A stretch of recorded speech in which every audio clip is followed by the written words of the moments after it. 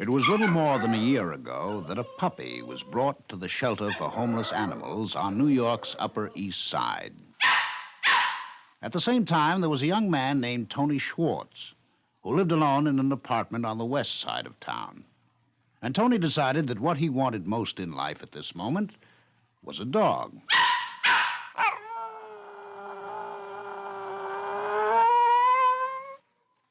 The CBS Radio Workshop, dedicated to man's imagination, the theater of the mind. Today, the actual story of a dog's life, as shared and recorded on a portable recorder by Tony Schwartz. It was February 3rd, 1956, when Tony Schwartz appeared at the information desk of the animal shelter to ask for a dog. An ordinary, plain, everyday dog. You have to sign an application here, and you go in and look at the dogs, and you select something you see, and you come out, and you sign a release on it, and your name and your address. When you come out here, you have to show identification of some kind, and we fill this out for you. You pay $3 and make out a license certificate, and you take the dog home with you. Tony was passed on to an attendant who took him downstairs to the room where the dogs are quartered. On the way, Tony explained he was looking for a nice, quiet, ordinary dog.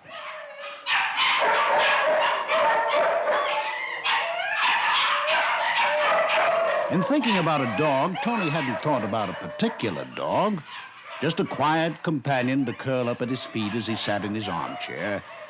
A dog, that's all. But it wasn't that simple.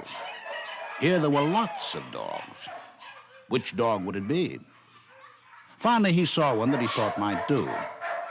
But would this puppy be the one he thought about? What kind of a dog was it, anyway?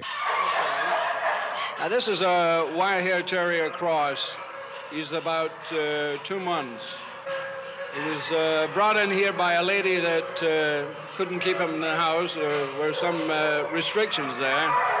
So she brought him in, and I'm pretty sure we'll get a home for him very soon. Is it really a male? Oh, no, this is a female. My mistake. I keep calling him he's, but it's really a female. She's really a female, I should say.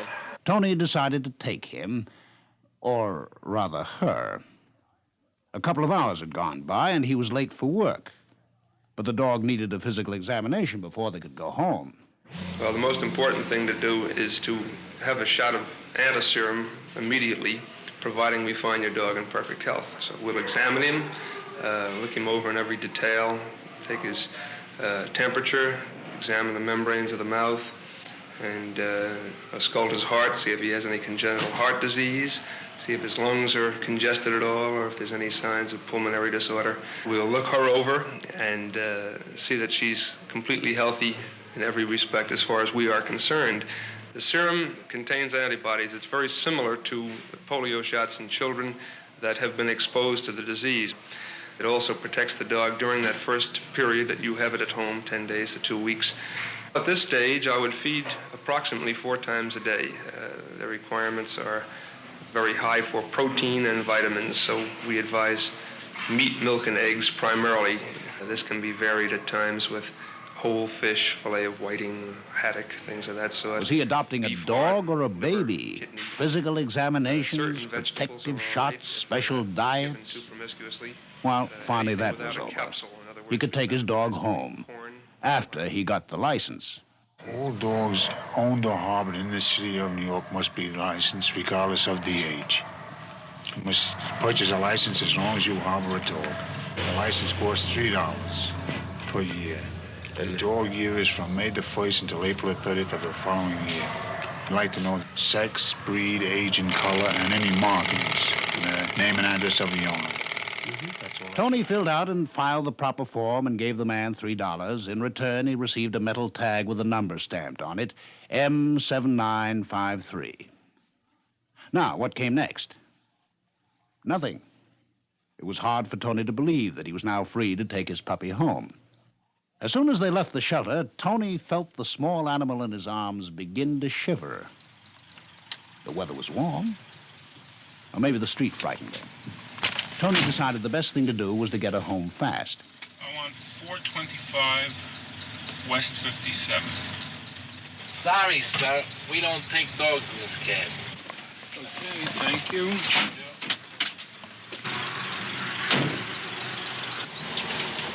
Well, if that's the way it was, he'd have to take a bus. Sorry, mister. No, we don't take any dogs. That left the subway. But a subway guard told him the same thing. So, Tony carried a trembling puppy 2 miles through crowded streets to his apartment. He finally set her down in the middle of the living room floor. She began walking around the room, sniffing at almost everything. Tony had a vague sense something was missing. Something was wrong. Maybe she was hungry or thirsty. Maybe she had... Well, Tony felt he needed professional help. He'd have to skip work today. He picked up his puppy and headed for the neighborhood pet shop. But on the way, Tony met his landlord in the elevator. Look, I hope that dog is housebroken. Tony hoped so, too, but he'd have to worry about that later. He went out into the street carrying the puppy in his arms. It's a baby. Look at that sweet little baby. What's his name? A name? But Tony hadn't even thought about a name. How do you name a dog? Well, he'd find out later. He's a cute dog. How come you didn't cut his tail? Clip her tail? What was that all about? Why should anyone want her tail to be clipped? And how do you housebreak a dog? Finally, they reached the pet shop. I've got this little puppy. Yeah.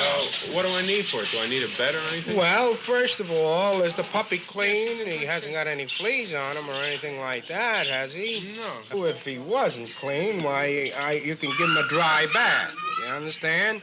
That would take the odors away on the puppy, and keep the puppy clean. Then, of course, you need a little collar for him. You want to break him into a leash and collar, which is very important. And I can give you a little leash and collar. Now, of course, you need a feeding schedule, too. And I've got one here. Here's your little feeding schedule.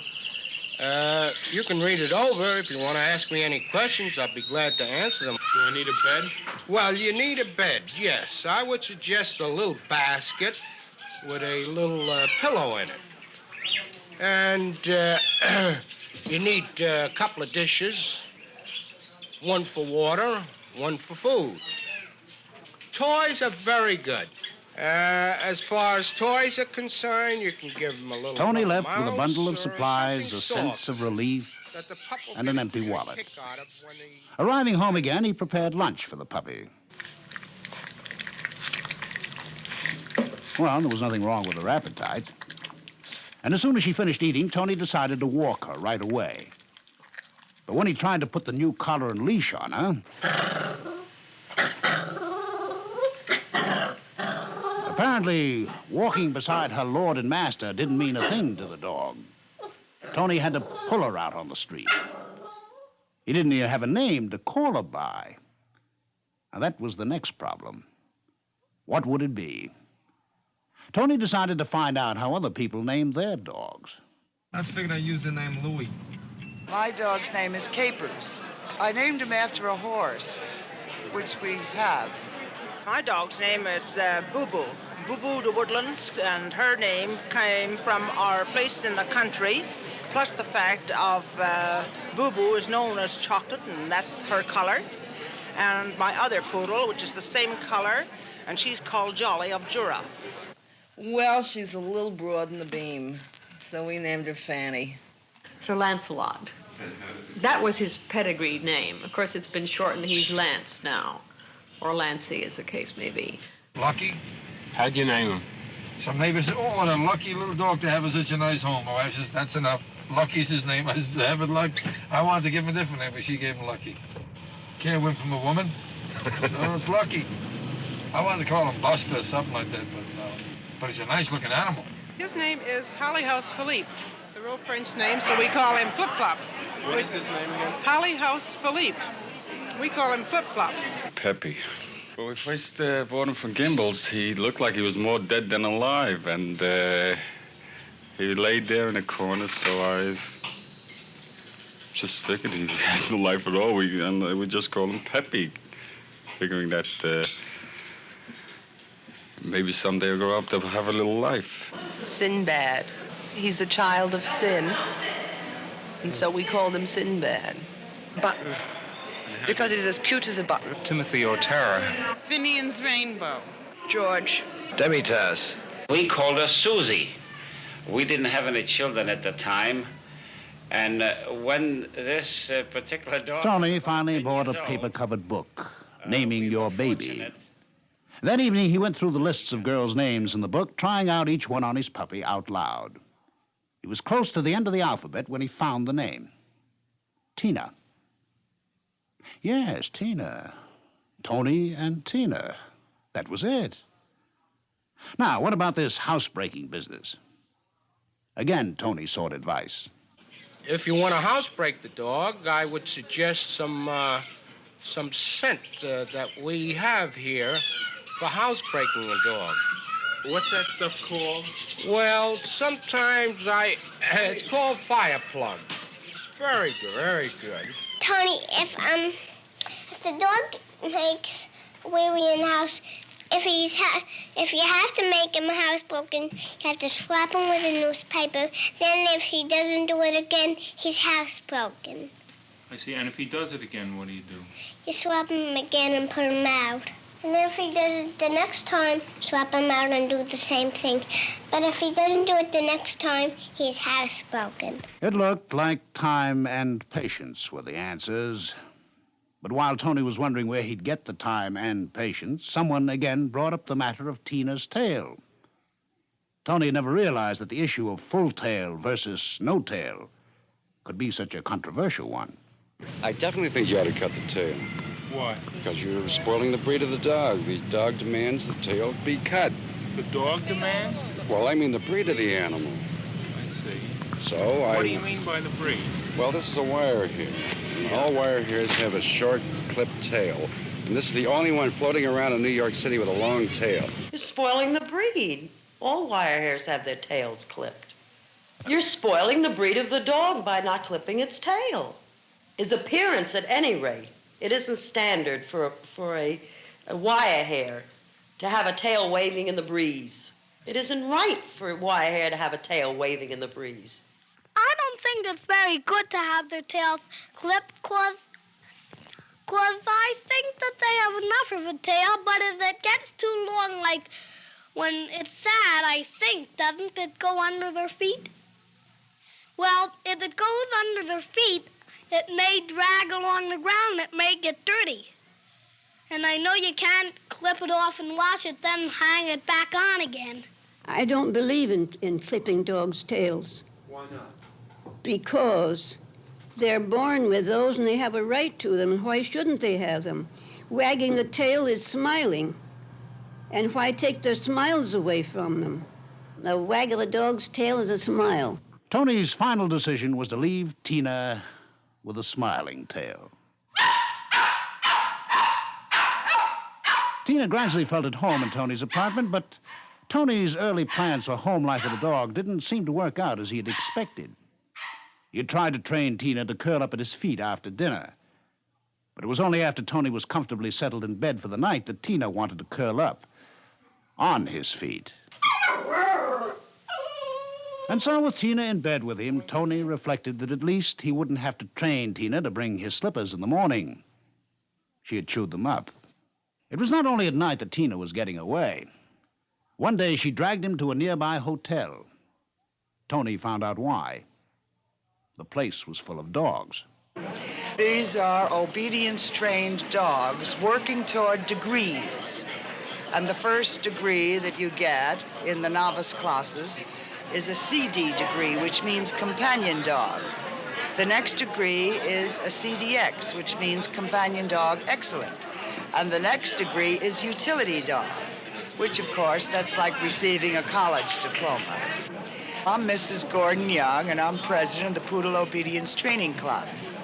And this is Mrs. Harding. An obedience training club for dogs. And Mrs. It suddenly occurred to Tony that schooling might not be a bad idea for Tina. But where could he enroll a dog without a pedigree? He went back to the shelter for homeless animals for advice. I have some problems with my dog. Well, we have what we hope is a very good answer to this. The ASPCA has training classes that they hold on Tuesday nights down at the Washington Irving Gymnasium. And you can take your dog down there, and he can learn how to walk, to heel properly, how to come when you call him, and how to stay in one place. What do I do? Do I just take him down there and leave him on Tuesday night? No, in fact, the whole theory of our course is that we train you to train your dog. So we put you on the floor, we explain to you what to do, and then from then on, you train the dog. And so Tina and Tony went to school. For graduation, you know, your dogs are going to have to do a 1-minute sit-stay and a 3-minute down-stay. So you are only allowed to give one stay. If you have to give twice, that is failing according to AKC rules. Just give your hand signal and give your stay command and leave your dogs. Are everybody ready? Stay. One command, and they're supposed to hold that position for 1 minute. Stay. Well, that would be failing, of course, but you've got a long way to go yet. Now, last week, for the first night, you were allowed to say the word sit when the dogs came to a halt. Now, tonight, I don't want to hear the command. I will say halt, you say nothing. But if the dog doesn't sit, spank him down and then pat him with the same hand, giving praise. All right, ready? Forward, my heel, good, fellow. Now, no command. Halt, spank, pat them. Good, fella. Spank them down. All right, just watch over there, will you? All right. Forward, my heel, good, fella. Halt, don't say anything, just spank. After a few sessions, there was considerable improvement in Tina's deportment. Tony even bought himself a new pair of slippers. It was then that Tony's girlfriend suggested that since Tina was going to school, she ought to be properly groomed. Tony wasn't too keen on the idea, but they looked up the advertisements. Grooming and boarding, air-conditioned, doctor in attendance, East 67th Street, by appointment only. Good afternoon. May I help you? Yes, I'm Mr. Schwartz. I called in. Oh, yes, Mr. Schwartz. You have Tina. You have an appointment to have her bathed and clipped. Will you have a seat, sir, and I'll call the groomer out. Fine. In a few minutes, Tony brought Tina to the groomer. I brought my dog here. I hope you can do something with her. Could you tell me whether you could take this dog and do anything with her? Oh, I think we'll be able to fix her up for you real nicely. The main thing is, how do you want her clipped? I mean, like a show dog or just like a regular pet? Well, my friend told me to bring her here and get her clipped and whatever you'd recommend. Well, I'll explain it to you. The show clipping method is to strip it down. That takes longer and it's more expensive. But that's done by hand. Now, the other way is to do it with the clippers. That's faster, it doesn't take as much time, and it's cheaper, too. Yeah. And what will you do to her?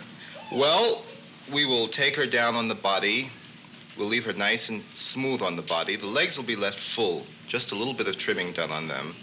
The tail will be shaved, will be plucked, and the head we'll try to accentuate, make it look long and lean, which is the real terrier head.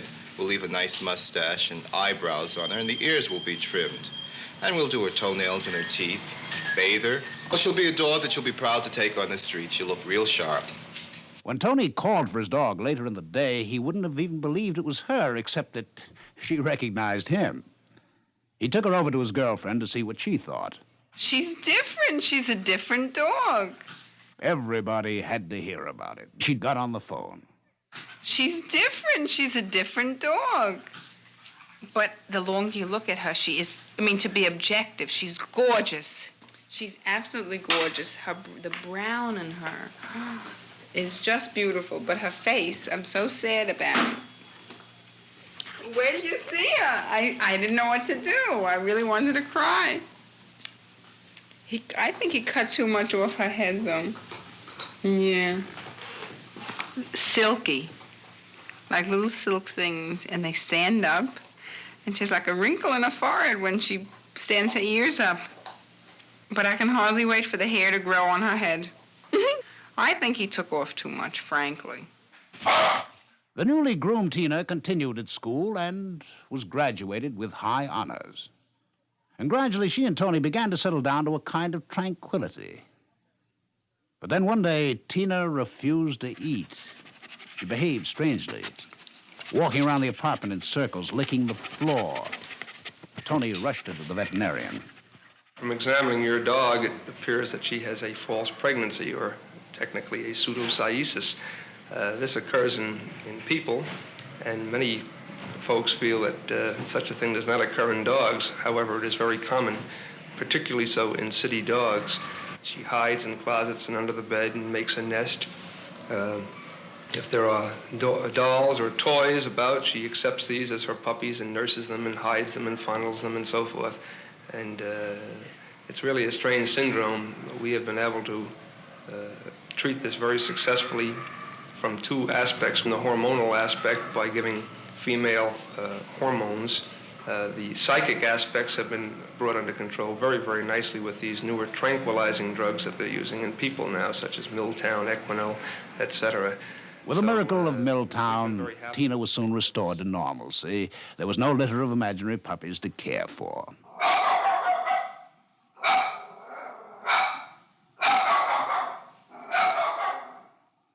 In the light of what we've heard, Tina has not made life simpler for Tony. Why does he put up with him? Why does anyone want to bother with a dog? Well, ask anyone who owns one.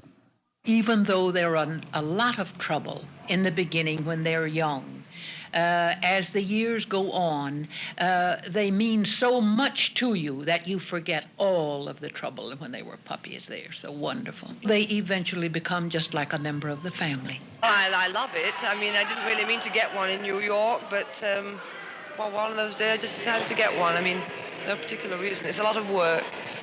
Have to walk him 3 times a day, and it's quite a headache, but I think it's worth it. You don't own the dog owns you.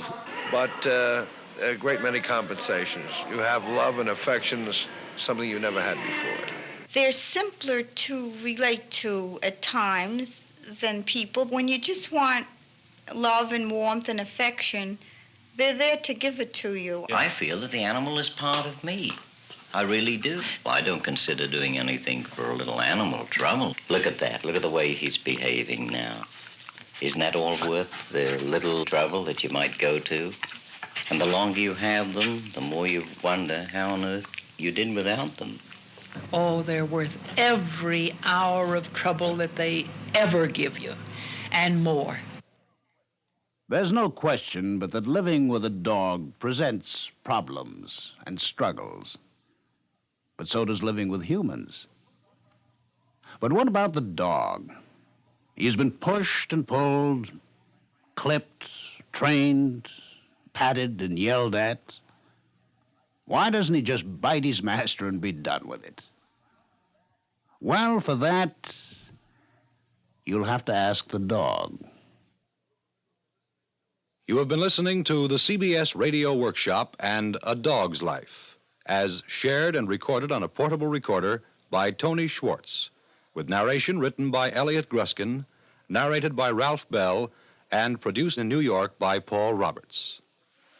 This is Dick Noel inviting you to listen again next week when, from Hollywood, the CBS Radio Workshop presents Heaven is in the Sky, an actuality broadcast of the tragedy of the Pacoima school disaster in which a disabled DC-7 fell into a crowded schoolyard.